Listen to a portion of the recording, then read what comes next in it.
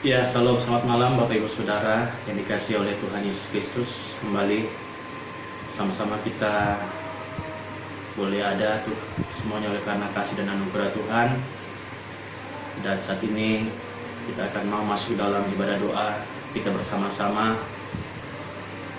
Dan saya berharap bahwa kita semuanya dalam keadaan baik-baik saja, dalam keadaan sehat, dalam keadaan yang tetap kuat, terus bersemangat, terus melayani Tuhan.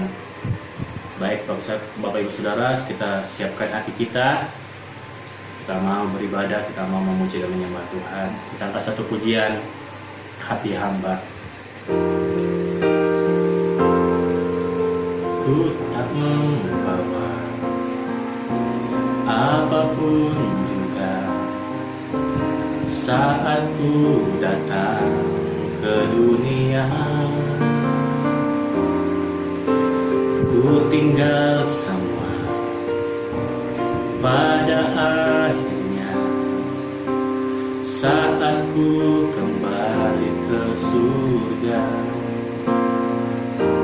Inilah yang ku punya, hati sebagai hamba yang mau taat dan setia padamu Bapa. Kemanapun ku bawa, hati yang menyembah dalam roh dan kebenaran sampai selamanya. Ku tak membawa apapun juga saat ku datang ke dunia. Ku tinggal semua pada akhirnya saat ku kembali ke surga. Inilah yang ku punya, hati sebagai hamba yang mau taat dan setia padamu Bapa. Kemanapun ku bawa, hati yang menyembah dalam roh dan kebenaran sampai selamanya. Inilah yang ku punya, hati sebagai hamba yang mau taat dan setia padamu Bapa. Kemanapun ku bawa, hati yang menyembah dalam roh dan kebenaran sampai selamanya. Dalam roh dan kebenaran sampai selamanya. Dalam roh dan kebenaran sampai selamanya.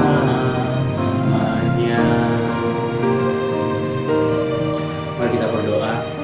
Bapa, di dalam nama Yesus, kami mengucap syukur Tuhan untuk kasih-Mu, untuk anugerah-Mu di dalam kehidupan kami. Sehingga kalau saat malam hari ini Tuhan, kami masih boleh beribadah bersama-sama dengan umat-umat-Mu Tuhan, dimanapun mereka berada. Kami masih boleh memuji dan menyembah Engkau. Kami percaya Tuhan, itu semuanya oleh karena kasih-Mu, itu semuanya oleh karena anugerah-Mu di dalam kehidupan kami.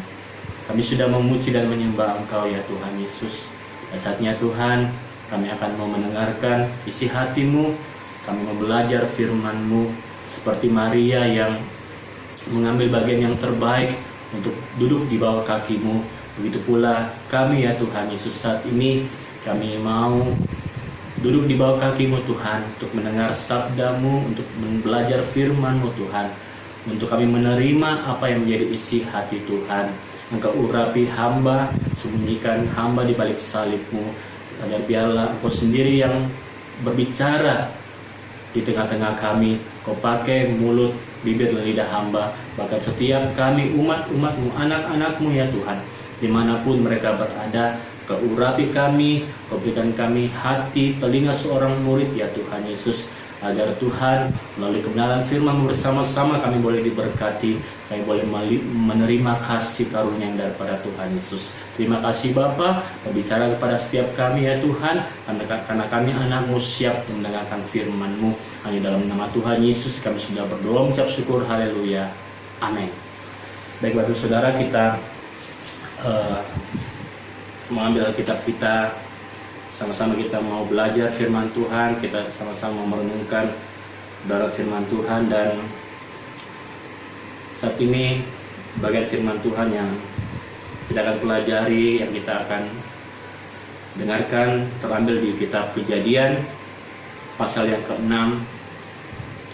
Kitab Kejadian pasal yang ke-6 ayat yang ke-9 sampai dengan ayat yang ke-22. Kitab Kejadian pasal yang ke-6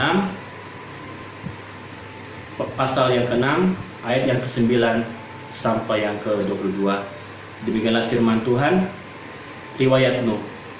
Inilah riwayat Nuh. Nuh adalah seorang yang benar dan tidak bercelah di antara orang-orang sesamanya. Dan Nuh itu hidup bergaul dengan Allah. Nuh memperanakkan 3 orang laki-laki, Sem, Ham, dan Yafet. Adapun bumi itu telah rusak di hadapan Allah dan penuh dengan kekerasan. Allah menilik bumi itu, dan sungguhlah rusak benar, sebab semua manusia menjalankan hidup yang rusak di bumi. Berfirmanlah Allah kepada Nuh, Aku telah memutuskan untuk mengakhiri hidup segala makhluk, sebab bumi telah penuh dengan kekerasan oleh mereka. Jadi aku akan memusnahkan mereka bersama-sama dengan bumi. Buatlah bagimu sebuah batra dari kayu gofir. Batra itu harus kau buat berpetak-petak dan harus kau tutup dengan pakal dari luar dan dari dalam. Beginilah engkau harus membuat batra itu 300 hasta panjangnya, 50 hasta lebarnya, dan 30 hasta tingginya. Buatlah atap pada batra itu, dan selesaikanlah batra itu sampai sehasta dari atas, dan pasanglah pintunya pada lambungnya. Buatlah batra itu bertingkat bawah, tengah, dan atas. Sebab sesungguhnya aku akan mendatangkan air bah meliputi bumi untuk memusnahkan segala yang hidup dan yang bernyawa di kolong langit. Segala yang ada di bumi akan mati binasa. Tetapi dengan engkau aku akan mengadakan perjanjianku, dan engkau akan masuk ke dalam batra itu, engkau bersama-sama dengan anak-anakmu dan istrimu dan istri anak-anakmu, dan dari segala yang hidup, dari segala makhluk, dari semuanya haruslah engkau bawa satu pasang ke dalam batra itu, supaya terpelihara hidupnya bersama-sama dengan engkau. Jantan dan betina harus kau bawa. Dari segala jenis burung dan dari segala jenis hewan, dari segala jenis binatang melata di muka bumi, dari semuanya itu harus datang satu pasang kepadamu supaya terpelihara hidupnya. Dan engkau bawalah bagimu segala apa yang dapat dimakan. Kumpulkanlah satu itu padamu untuk menjadi makanan bagimu dan bagi mereka. Lalu Nuh melakukan semuanya itu tepat seperti yang diperintahkan Allah kepadanya. Demikianlah dilakukannya. Baik Bapak Ibu Saudara, saat ini kita bersama-sama belajar kebenaran firman Tuhan, dan saya mencoba untuk mendasari renungan kita pada malam hari ini, yaitu belajar taat seperti Nuh. Ya, belajar taat seperti Nuh. Kita tahu semuanya bahwa Nuh ini adalah salah satu tokoh Alkitab yang penuh dengan ketaatan. Bisa dibilang bahwa Nuh ini adalah manusia yang taat. Kalau kita baca di ayat-ayat berikutnya, di pasal-pasal berikutnya dari kitab Kejadian 6, 7-8, kita bisa menemukan bahwa selalu Nuh melakukan segala yang diperintahkan Tuhan kepadanya. Segala yang dilakukan perintah Tuhan kepadanya. Bukan dia lakukannya dengan tepat dan sepenuh hati, Bapak Ibu Saudara. Nah, selain itu kita juga mengetahui bahwa kisah Nuh ini atau orang-orang pada zaman Nuh ini itu berpadanan atau sesuai dengan kondisi orang-orang kita pada zaman ini. Itu kita bisa lihat di Matius 28 ayat yang ke-37. Kita buka dulu di Injil Matius yang ke-24, maaf. Injil Matius yang ke-24 ayat yang ke-37. Saya bacakan bahwa sebab sebagaimana halnya pada zaman Nuh, demikian pula halnya kelak pada kedatangan Anak Manusia. Jadi kehidupan orang-orang zaman Nuh itu adalah cerminan dari kehidupan orang-orang di masa sekarang menjelang kedatangan Tuhan Yesus yang kedua kali. Kita tahu bahwa di zaman orang-orang, keadaan situasi orang-orang pada zaman itu, Nuh itu adalah orang-orang yang suka berbuat jahat. Kalau kita bisa lihat di ayat sebelumnya, di ayat yang kelima dari pasal yang ke-6 ini, kita lihat bahwa kecenderungan manusia pada zaman itu adalah melakukan hal-hal yang jahat. Nah, kalau kita bandingkan dengan kehidupan orang-orang pada zaman ini, tidak jauh berbeda Bapak Ibu Saudara, sangat mirip. Kita tahu kalau kita melihat, menonton berita-berita, baik itu melalui televisi, baik itu melalui media sosial, kita melihat banyak berita-berita yang sangat menggemparkan. Terakhir ini kita bisa melihat ada pembunuhan seorang pengusaha yang di Jakarta Kelapa Gading. Bahkan bukan hanya pembunuhan, pemerkosaan, bahkan segala kejahatan sudah terjadi pada saat-saat ini. Bahkan yang terakhir kita melihat bahwa keadaan situasi dunia pada saat ini tentang pandemi yang saat ini sedang masih berlangsung Bapak Ibu Saudara. Bahkan situasi-situasi yang sangat menggetarkan, menggemparkan sudah terjadi di tengah-tengah kita saat ini. Jadi Matius 24 ayat 37 ini sudah menubuatkan hal itu Bapak Ibu Saudara, bahwa keadaan orang-orang di akhir zaman ini sama persis seperti keadaan orang-orang pada zaman Nuh. Nah sekarang Bapak Ibu Saudara, apa yang kita bisa pelajari dari kehidupan atau dari ketaatan Nuh ini? Yang saya catat di sini di poin pertama yang kita bisa pelajari. Poin pertama yaitu Nuh taat dengan menjaga kehidupannya tetap benar di hadapan Tuhan. Kalau kita bisa baca di ayat yang pertama dari teks pembacaan kita tadi, bahwa Nuh itu adalah seorang yang benar dan tidak bercelah di antara orang-orang sesamanya, dan Nuh itu hidup bergaul dengan Allah. Jadi Nuh adalah orang-orang yang benar dan tidak bercelah di antara kehidupan orang-orang pada zaman itu.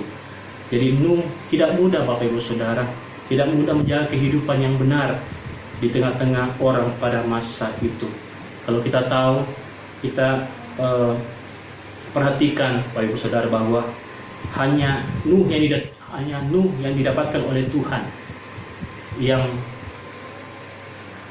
yang menjadi orang yang hidupnya yang benar, betul-betul benar dan tidak bercelah di hadapan Tuhan. Nuh tetap berjuang untuk menjaga kekudusan di hadapan Tuhan. Begitu pula Bapak Ibu Saudara, dalam keadaan kita saat ini memang tidak mudah.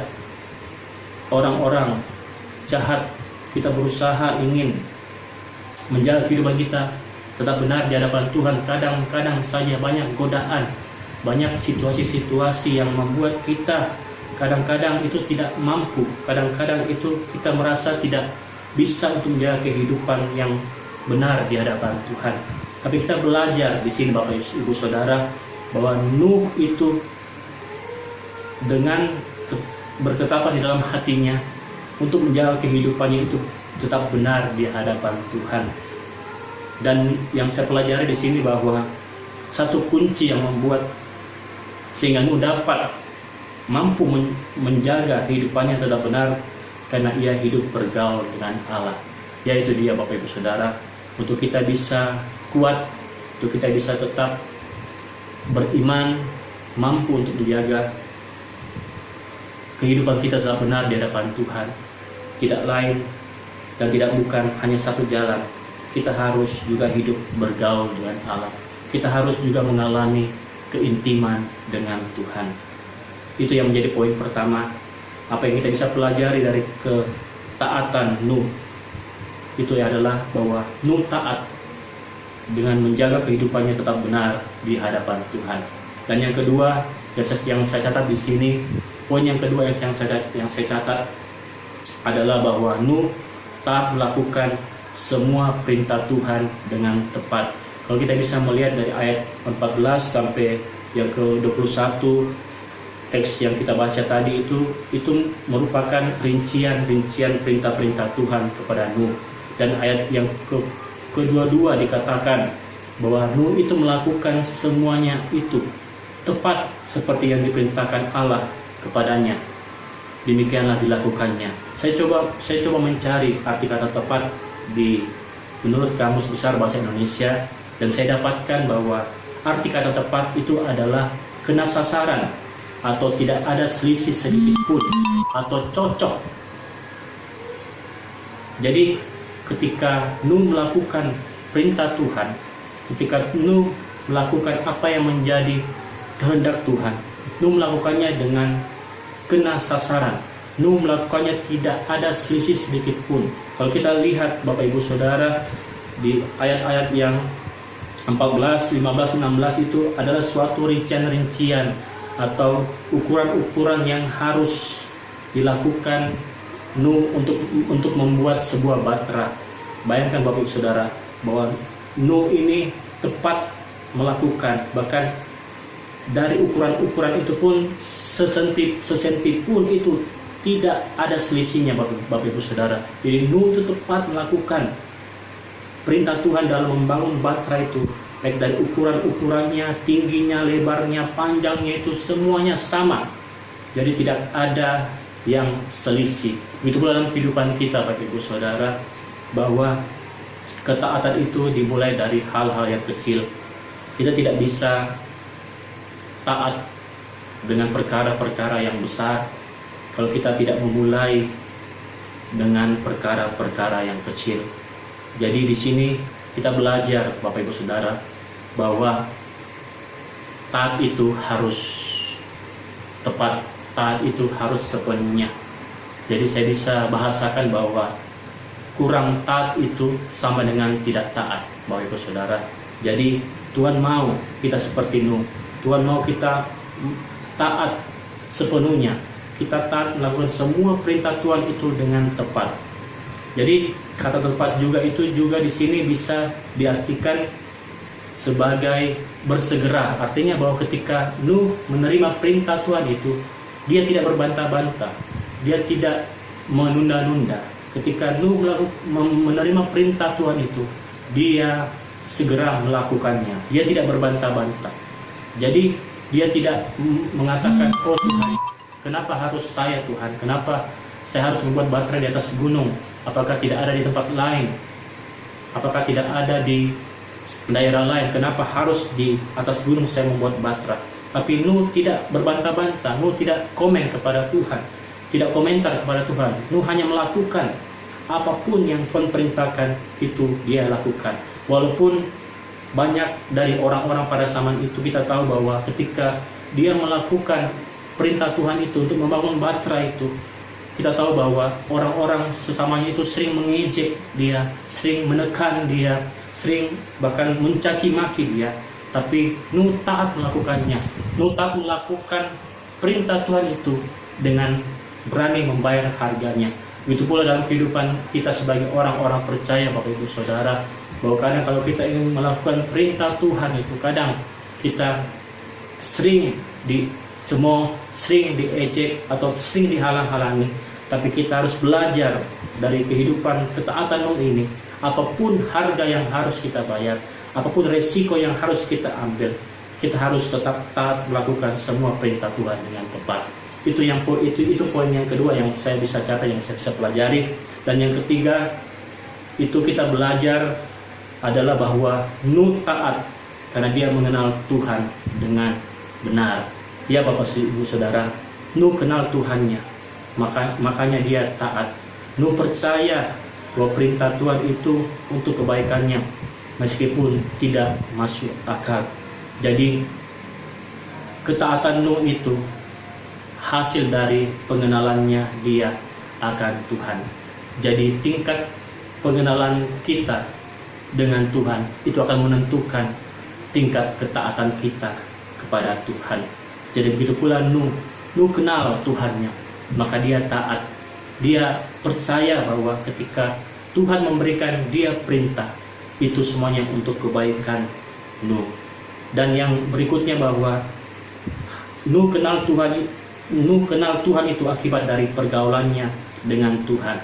Jadi Bapak Ibu Saudara, pengenalan Tuhan, Nuh mengenal Tuhan itu bukan secara instan, tapi melalui proses demi proses, melalui dari pergaulannya setiap hari dengan Tuhan. Seperti yang kita baca di ayat pertama tadi bahwa Nuh itu orang yang hidup bergaul dengan Tuhan. Jadi tingkat pergaulan kita juga akan Tuhan itu ditentukan oleh tingkat pergaulan kita dengan Tuhan. Saya bisa contohkan bahwa dalam kehidupan saya juga, saya mempunyai anak, bahwa anak saya sangat kenal siapa saya. Jadi ketika saya memerintahkan anak saya untuk melakukan sesuatu, dia pasti akan melakukannya karena dia kenal saya sebagai bapaknya, karena dia kenal saya sebagai ayahnya. Tidak mungkin saya menyuruh dia melakukan sesuatu demi keburukannya, demi hal-hal yang tidak baik. Begitu pula dalam kehidupan kita sebagai orang-orang percaya, kita harus berusaha mengenal siapa Tuhan kita. Kita berusaha mengenal Tuhan Yesus itu sebagai Bapa kita yang baik, Bapa yang mengasihi kita, Bapa yang punya rencana-rencana yang besar dalam kehidupan kita. Jadi yang poin yang ketiga di sini yang kita bisa pelajari dari ketaatan Nuh itu adalah Nuh taat karena dia mengenal Tuhan dengan benar. Kesimpulan saya akhirnya Bapak Ibu Saudara, bahwa memang seringkali dalam kehidupan ini kita sering diperhadapkan oleh dua pilihan, baik atau buruk, kudus atau tidak kudus, taat atau tidak taat, kematian atau kehidupan, berkat atau kutuk. Tapi kita belajar di sini Bapak Ibu Saudara bahwa Nuh membuat suatu pilihan hidup, yaitu dia mau taat di hadapan Tuhan.